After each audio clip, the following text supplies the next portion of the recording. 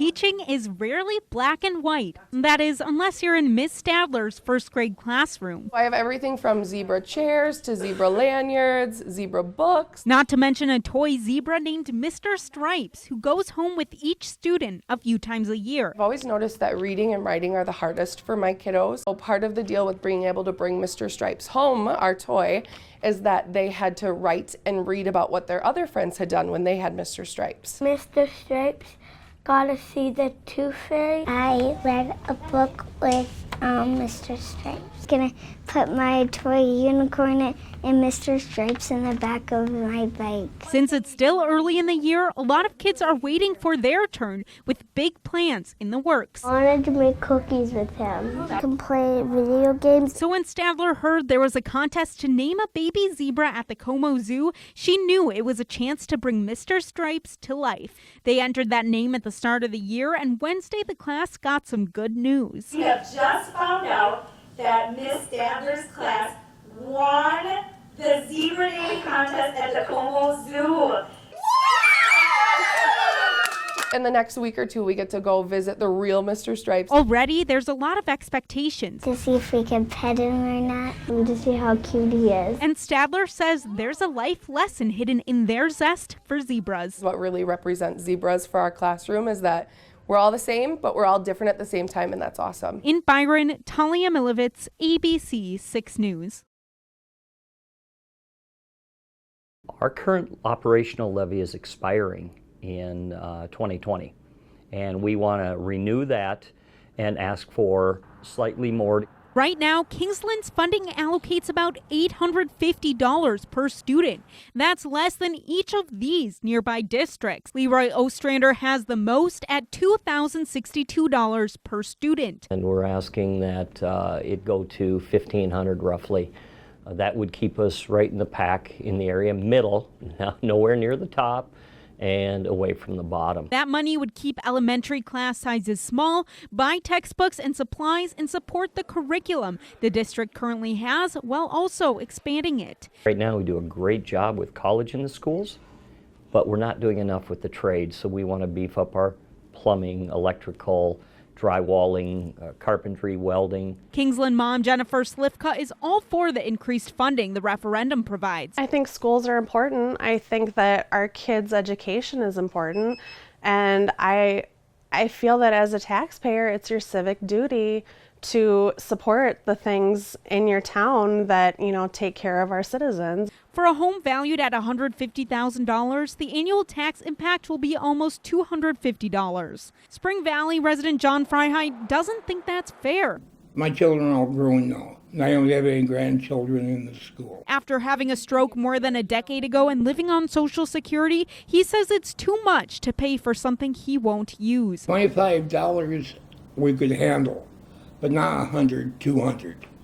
So let the people that have the children in school take a bigger bite. Superintendent Jim Hekimovich says they can't afford a no vote. If they vote no, we are looking at budget cuts that'll have to take place.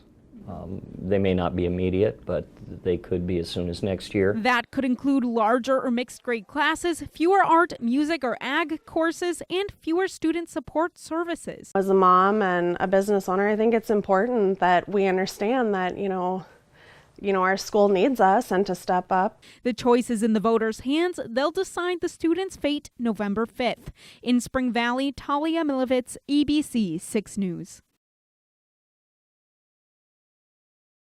It was an announcement that brought elementary schoolers to their feet. What do you think? Well, Mrs. Mickelson being your Teacher of the Year. Second grade Nevlin teacher Mrs. Mickelson was chosen out of everyone in the district. It means so much because I work with such wonderful employees here at Nevlin and across the whole district. She's spent 30 years educating generations of second graders. They just have such a desire to learn and a desire to just try to do their best. Making time for each student. I strongly believe that students need to have their social and emotional needs met before their academic needs can be met. So I really try hard to form a relationship with each child and help them feel loved and wanted and needed. She would always like hug me and stuff if I would cry or something. I like being with her. During Halloween, she would always dress up as something funny. Those relationships are what set her apart. Mrs. Mickelson has just a history of turning out some of the best students, some of the happiest students. Something she learned from her dad, who was also a teacher. I think it was just having good relationships with my students and seeing them learn. Something his daughter's now being recognized for. I'm very proud of my daughter. And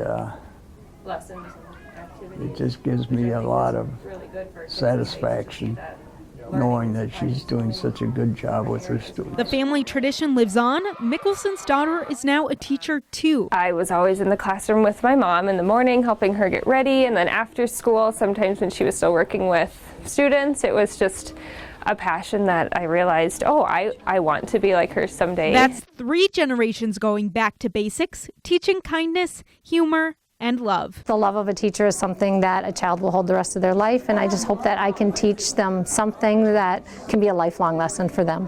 In Austin, Talia Milavetz, ABC 6 News.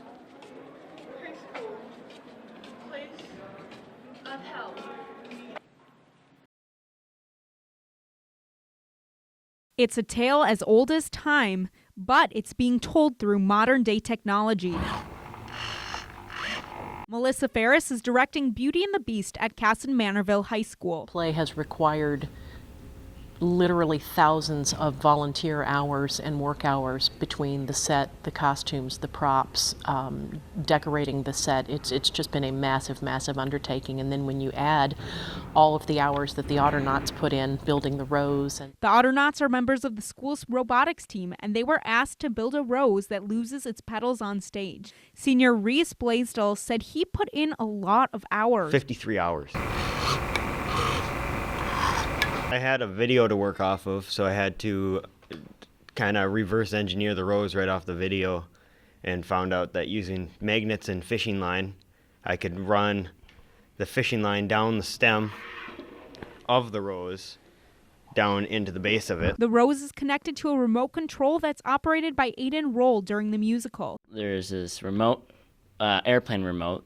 There's throttle, drops pedal. There's buttons here that drops pedals. And he has to make sure he drops them in the right order so the rose petals don't get stuck to the magnets. It feels really good knowing that something I do is seen by a lot of other people. And Melissa says the technological rose made the set bloom. That first performance, when I saw that first petal drop, I was completely floored. I didn't think that it would look as amazing as it does, nor did I think I would be able to see it from the very back row of the theater, but it was very visible, and the audience just collectively gasped. In Casson, Talia Milavetz, ABC 6 News.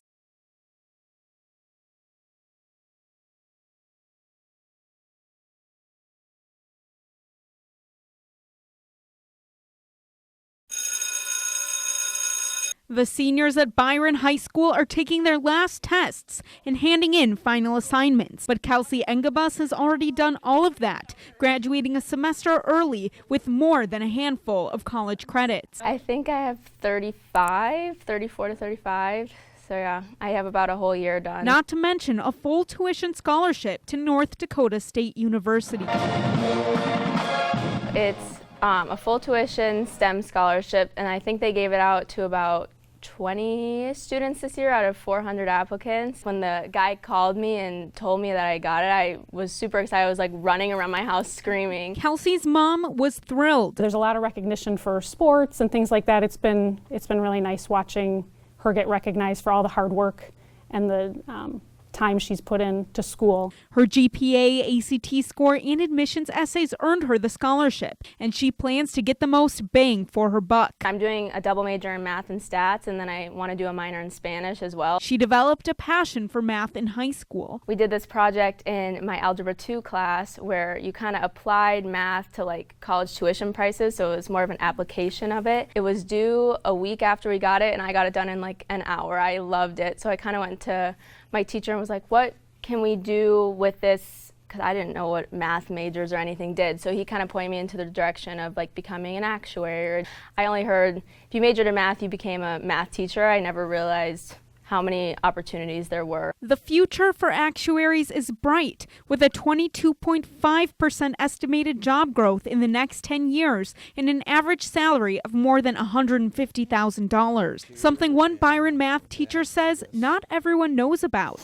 I would say I have 1 to 2 every year from my calc class choosing to go on into math in college. It wasn't that common initially, but lately it has been. I try to do a few things to foster that. In my pre-calc class, they have to do 5 readings, which they all deal with different majors you can do in college related to math, or jobs that you can do related to math. He definitely kind of sparked that passion in me, because I saw how passionate he was about the subject. But there is still a gap between men and women who go into math-related careers. According to Data USA, men make up 66% of actuaries, with an average salary of over $161,000. Meanwhile, their female counterparts average about $30,000 less. But Kelsey hopes she can help close the gap. There wasn't a whole lot of women to look up to that wanted to do math or engineering or anything, so I definitely think going forward, I kind of want to be that role model for other girls, because even my sister is really into math, so I'm trying to kind of foster that in her. If Kelsey does become an actuary, she'll spend her life